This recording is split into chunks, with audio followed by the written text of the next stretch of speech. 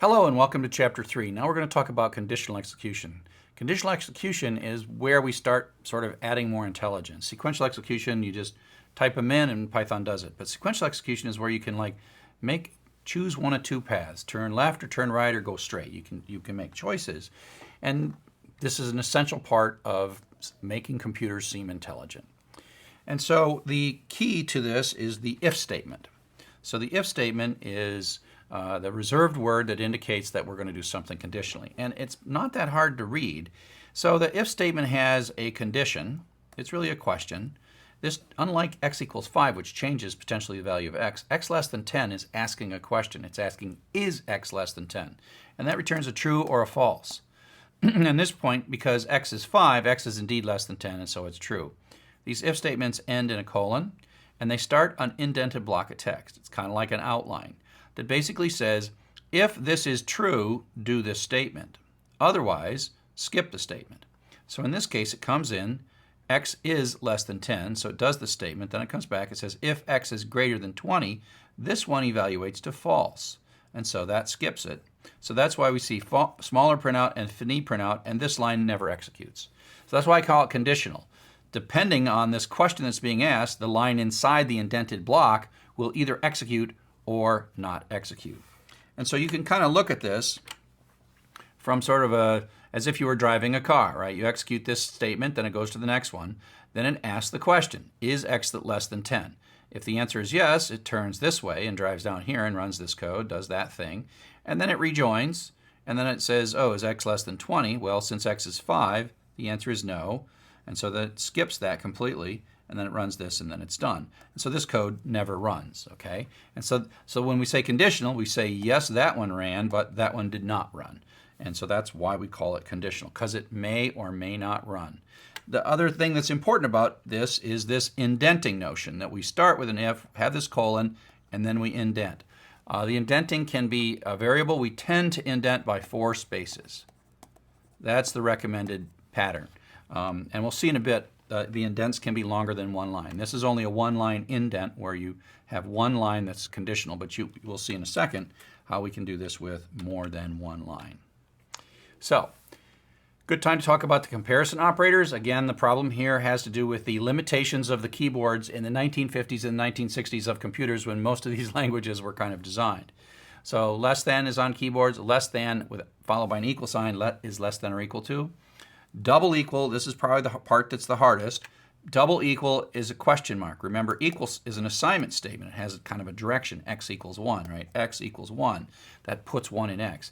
This, if you say, x equals 1, you're asking the question, is x equal to 1, and it doesn't harm x. So that's probably, it takes a while. If I was designing a language, I would say assign x into 1, and then this would be single equals, but sorry, I didn't design Python, so that's not the way it is. So double equals is the question mark version of equality. Greater than or equal to, and greater than, and then not equal is exclamation point. Another word for exclamation is bang. We say bang equal or not equal. And so the exclamation point is like not equal, or like emphasis. I don't know. That's how I remember it. Remember that none of these harm the data that they're looking at. They evaluate and then return us a true or a false. So here's an example of all these things kind of in action. For x equals 5, they're all going to be true. If x is equal to 5, remember that's the question mark. If x is greater than 4, yeah, and the answer is yes. Print greater than 4. If x greater than or equal to 5, that's also true, so this part runs. You can also, if it's only one line of stuff, you can sort of pull this line up to the end here. If x less than 6, print less than 6. If x less than or equal to 5, print less than or equal to 5. If x is not equal to 6, print 6. And so you see this pattern of indent, end of indent, indent, end of indent, indent, end of indent, indent, end of indent. So this is an important part of Python. Not a lot of languages make the indenting of lines a syntactically meaningful thing, but that is how Python works. And so if you don't indent it, it's not going to work the way that you expect it, especially if you're coming from a programming language like JavaScript or Java or C, where the actual spacing doesn't matter. In Python, the spacing does matter. And so this is an example of a longer block of text that's indented. And you can now see kind of how this indent works. You know, x is 5. We print before 5. If x equals 5, this is going to be true because it is, colon starts an indented block. Now, by maintaining the same indent, you make this all part of the conditionally executed block. So this is 3 lines of code that it runs this line, then sequentially runs this line, sequentially runs this line, and we indicate when it is that we want to get out of this block and then continue by de-indenting, okay? So it runs, when it's true, it runs all of them, then now it's running sequentially, and now it says, oh, if x is equal to 6, well, this one's going to be false, then that skips all of these. None of these run. Skips all of the indented blocks. And so this indenting is a way to, in effect, make bigger blocks of conditional code or multi-line blocks of conditional code. So indentation is important in Python. It's more important in Python than literally almost any other programming language. We always use indentation in other programming languages to mentally keep track of blocks of text, but it's not where the programming language will complain if you get it wrong. So you have to sort of think, why did you increase the indent, which is like if, after an if or a for or a while statement, which we'll see in a bit. You maintain the indent, which means you stay the same, or then you de-indent, or you reduce the indent back, and that is the way to end a block, so you reduce it. Blank lines don't matter, and then comments by themselves on a line don't make any difference for indenting. And so as you're doing this indenting, it's really natural to hit the tab key on your computer and to move in. So you did if blah, blah, blah, and then on the next line you hit tab. The problem is that Python can get very confused if you sometimes are using 4 spaces, space, space, space, space, and sometimes you use tab. And the danger is it can look right on your screen, but Python will still complain to you. And so if you're using a text editor that might be putting tabs into your document, you find where it turns them off. So a program editor, and we're not talking a word processor now, we're talking about a program editor like Notepad or Text Wrangler. These have a setting whether or not to turn tabs into spaces or not. So it either puts a tab in the file or puts spaces. And so this is a good time, if you're using one of these text editors, to make sure to turn tabs off or cause tabs to be expanded, so you don't end up with, in a few weeks or a few days, with Python errors that you just don't understand and that makes you grouchy. Here's the good news, and that is if you're using our recommended Atom text editor, it automatically, once you save the file with a .py extension, it automatically just uses, you hit the tab key and it moves in spaces. And so that is very nice, and it's just one of the many reasons that we recommend and like Atom to edit these files. So just understand that tab and spaces might look the same on your screen, but to Python, they may or may not be equivalent, and you can end up with spurious errors that Python will give you if you get your tabs wrong. Okay?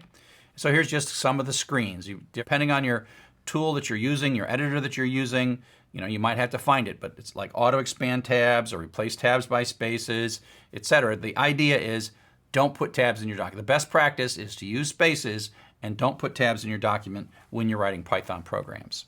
So you have to think about this, about the indenting and the de-indenting. When do you go in and when do you come back out? And so it's the way that we define blocks. So we have sequential code, which maintains the same indent. Now we see the if and we see the colon. That means we start an indent. And then to stay inside that block of code, you maintain the indent. And then to end that block of code, you de-indent. So you think of this as like, I'm de-indenting. I'm doing this on purpose. It's not like randomly. If this was in, then it would function differently. The fact that this print is out means it's not part of this if block. These two statements are part of the conditional code. The print really is the thing after the if, right? And so this is going to run no matter what. These two may or may not run. In this case, because it's true, they are going to run and come back out. So this is conditional code. This is sequential code. Sequential code. And if we continue down, we haven't talked about loops yet, but the for keyword is a loop, and this is telling it to run this thing 5 times, and it ends in a colon, and then you go in, and then you have some sequential code, then you have an if. This is called nested. That's a block within a block. So the if has another colon, so we go in even farther. And then we de-indent to this level of this if, and then later we de-indent to the level of the for. So you kind of have to match these things up and decide how you're going to end your conditional code, or in the looping code, which we're going to learn in the next section, how that works. So what you want to do after a while, and it won't take you too long, but sort of train yourself to start thinking about the fact that these are blocks of code, that you can sort of draw these squares around the blocks of code. And I've drawn the square here. The if starts it. You can also kind of use the colon as your little mechanism, and then the de-indent stops it. And so this is the conditional code. And then you can see where the f starts, and then it's the line that lines back up with the for. That is the scope of the entire for loop. Same here with the if. The thing that lines up, that is the scope of that if block. So mentally, you have to realize that these de-indenting and indenting adds meaning to your program. I mean, they absolutely define which things are going to run as part of an if statement or regardless of the value in the if statement. So start seeing these. And in terms of nesting, you can see them inside one another. It's like the Russian dolls, where you've got a block of code. Within it, you got another block of code. And believe me, we'll go down, down, down, down, down, out, out, out, out, out. And so start seeing these indenting as blocks. Just start feeling that. Like I said, nested decisions. So there was a for loop with an if. We can also have a decision where there's an if within an if. And so in this case, x is 42. If x is greater than 1, that's true. So then we're going to print this. If x is less than 100, that's again true. So we're going to go in and run this. And then we've de-indented twice. And so this does line up with the if. So this functions as the end of both this block and the end of this block because it lines up out here. So if we look at it from a GPS perspective, it's true, x is greater than 1. We print that. We ask another question. That's a question. And it yes. And now we're continuing back down. So we kind of come out of the indent block. And as you're drawn, you kind of see this is indented once, and this one is indented twice, just the way I drew it.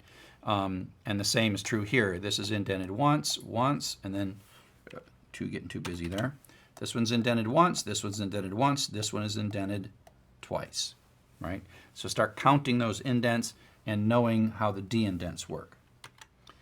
So we have one-way decisions, and very commonly we have a two-way decision. We call this else. We want to basically do one thing or another. It's like a fork in the road. If something is true, in this case is x greater than 2, well, it's 4, so it is true. We do one thing, and if it's false, we do another thing. In this particular example, we don't do this one. We only do this one over here. But you got the idea that with one if test, we choose alternatively between one and the other of the choices. So this is how we write that in Python. We say, sequential code, question mark, colon. And then we have the true part. This is the part that executes if the question evaluates to true. And then we de-indent and use the keyword else. So else is a Python keyword. And you see another colon here. So we sort of de-indent, say else, and then re-indent. And then we have this part. And so that's how we capture the other half. And then, of course, it runs no matter what. So if we were to do this, if it's true, it runs this and then skips that. And if it were false, which it's not, it would skip this, run this, and then continue. The point is, if you use an if-else structure, one of these two things is going to run. And it's sort of the same as this. It comes in here. There's no scenario in which both run. It's going to run one, and by running one, it's not going to run the other one. That's how an if-then-else happens. So coming up next, we're going to talk about some more conditional execution patterns, a little more complex stuff, else if, etc.